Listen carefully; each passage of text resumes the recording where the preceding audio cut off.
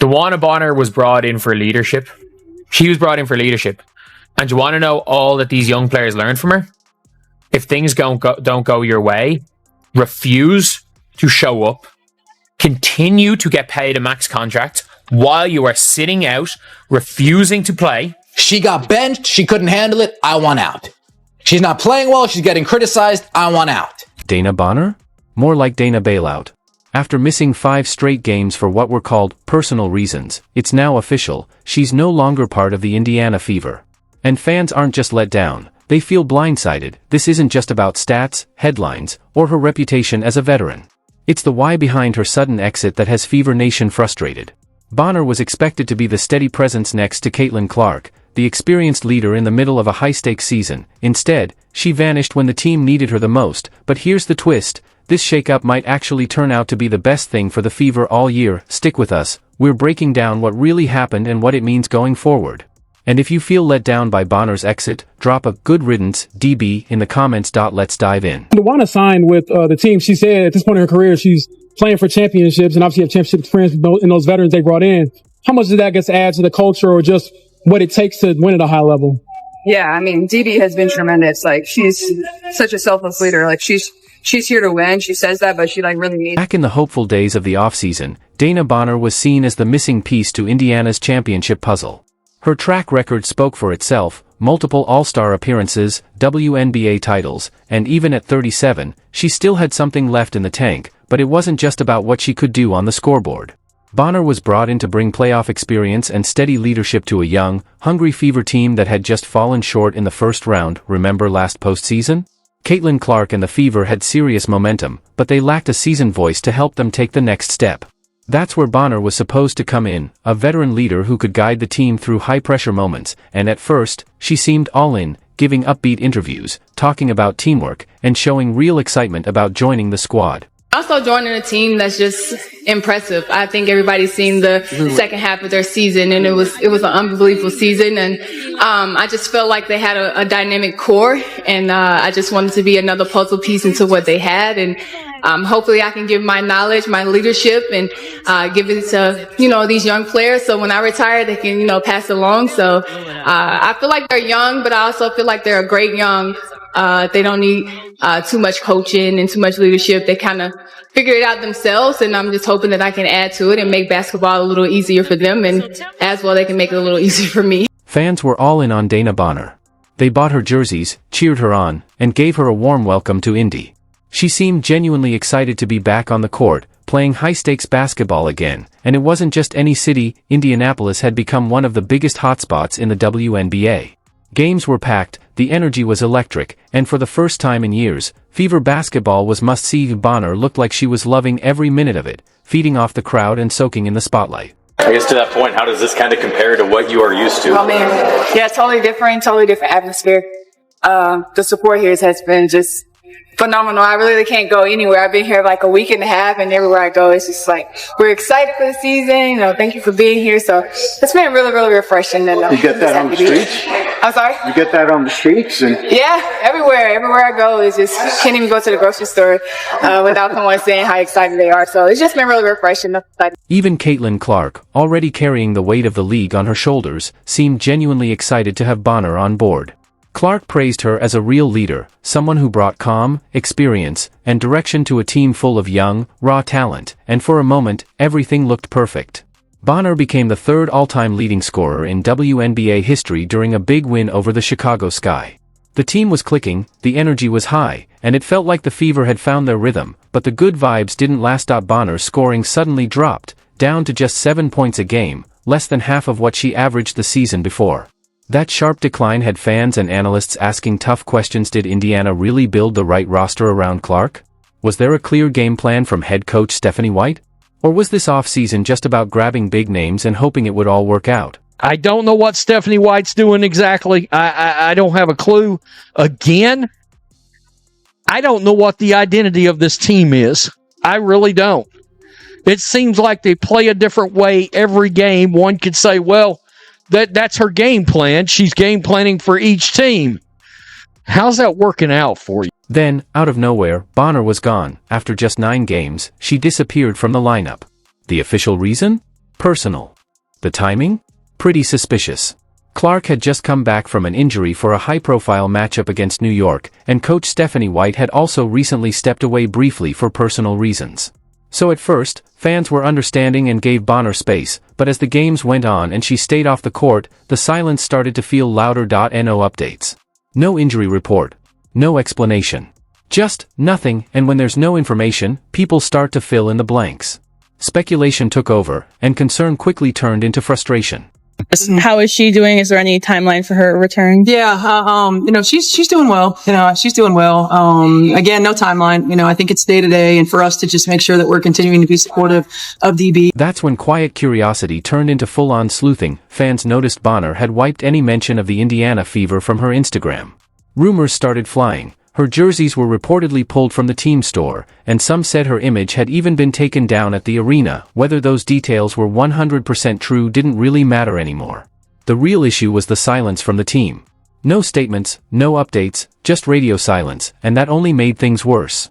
Fans started connecting the dots on their own, and here's the thing, they weren't far off. Obviously, there were reports today that DB isn't or doesn't intend to return to the team. Just what conversations have you had with her and with the front office about that? Yeah, I've had a lot of conversations recently. Really focused on the group that we have right here, and what we need to do to position ourselves to win. Soon, major media outlets picked up the story. Bonner was officially out.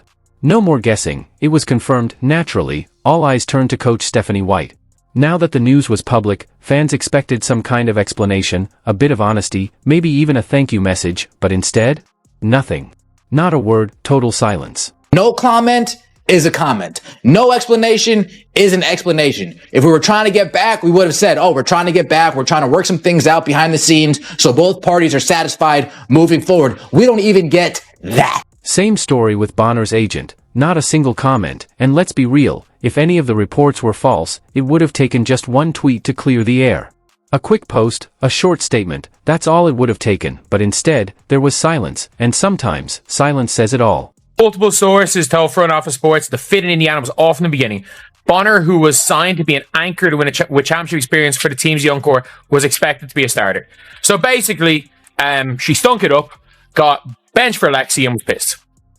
But it is what it is. And now, the story we were all sold, that DeWanna Bonner came here to mentor, to lead, to help this young team grow, has completely unraveled. According to reports, the moment her role on the court started to shrink, so did her commitment. She mentally checked out. No more presence in the locker room. No more cheering from the sidelines. No more helping Caitlin Clark navigate the media frenzy. She just disappeared, like a magician with a bad exit, leaving her teammates to handle the pressure on their own. She's on our team. We want to support her. Let's just give her some grace. And now we get some clarity on that situation. Now we get some understanding of that situation. And all of that grace can get thrown right out the window. You have people fearing the worst for her family. You have people fearing the worst for everything.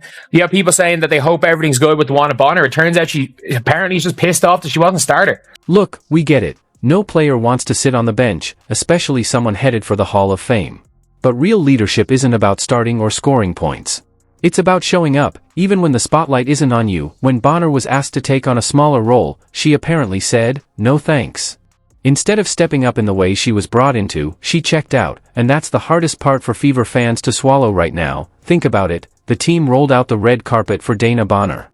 They welcomed her as a culture leader, a mentor, someone to guide this young group around Caitlin Clark on their way to a championship. During her unexplained 5-game absence, fans weren't just okay with it, they were genuinely worried about her well-being. So hearing that she might have left simply because she didn't like coming off the bench? That's heartbreaking. What began as empathy has turned into confusion, and now, outright anger. Fans feel blindsided, misled, and yes, betrayed. He posted it during the game at like midnight or like 11 p.m. At like 11 p.m. Then there's the Instagram post. Dana's never been the type to share selfies or post memes. So when she chose to post something casual, while still getting paid, still officially on the roster, and right in the middle of her unexplained absence, it caught fans off guard. It wasn't a heartfelt message. No update on what was going on. Just a simple, laid-back post. Timing matters, especially in situations like this. And this came across as out of touch, especially since it happened during a Fever game when fans were looking for answers or hoping she'd show support. Whether it was intentional or not, it felt tone-deaf, and fans didn't hold back letting her know. You guys remember what Alyssa Thomas said about the Indiana Fever fan base last year? And all the things that she heard coming from this fan base last year? That's off. You guys remember what Alyssa Thomas said about the Angel Reese Chicago Sky sham investigation, right? Oh, if Angel said she heard it, then we believe that she heard it. That's off, right? Right. So yes, small actions can cause big problems. But here's where the story gets more complicated. Sources say the issues in Indiana started long before Bonner was benched. Reports suggest the team's chemistry on the court was shaky. Her performance dropped. She was scoring less than half of her usual points, but it wasn't just about numbers. Insiders say there were bigger problems, personality clashes, a role that didn't suit her, and maybe even things happening off the court. There are even rumors involving her partner, Alyssa Thomas. While some talk about basketball fit, it's starting to look much more personal. She got benched, she couldn't handle it, I want out. She's not playing well, she's getting criticized, I want out. That choice wasn't just smart, it was needed. The longer a player who wants to leave sticks around, the more it unsettles the entire team. It creates uncertainty that everyone feels. The team's leadership understood this and acted quickly, making the decision in less than a day. It was a bold move, and they deserve credit for moving fast. But that's only part of the story.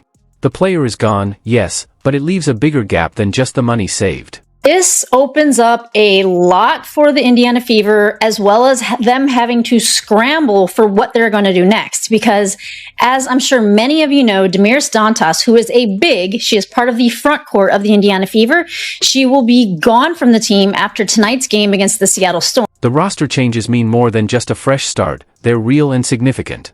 The Fever are only a third into the season, but it's already been tough emotionally and on the team's structure. There was an investigation into hate speech, Caitlin missed 5 games, Clark got hurt again in the Suns game, and then Sophie Cunningham stepped up to fight back, all while under a lot of pressure. You can't downplay how hard this has been for Caitlin. She's the heart of the team and the league, and she's still fighting through it all. Nonetheless, Caitlin Clark continues to struggle. One of the worst games of her career, if not the worst game of her career against the Storm. I don't even think she had the playmaking prowess that she had in the first half against the Aces or the Valkyries. Still wound up with 9 assists, 8 turnovers though, 0 of 6 from 3. The recent Storm game made one thing very clear. A quick look at Twitter shows that fans and experts agree, Caitlin just doesn't seem like herself. She's less energetic, less lively. Everyone can have a bad game, but losing someone you trust and look up to hits deeper than any stats can reveal. That's emotional weight. Now, with Bonner gone, not just benched but maybe gone for good, Caitlin is left with unanswered questions. Why didn't she stand up for me?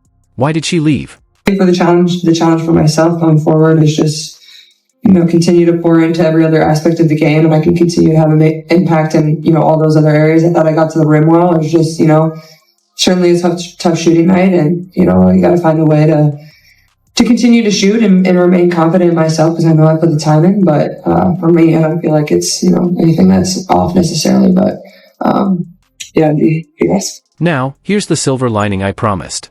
Dana didn't want to stay. Her leaving wasn't a surprise. There had to be some tension or differences behind the scenes.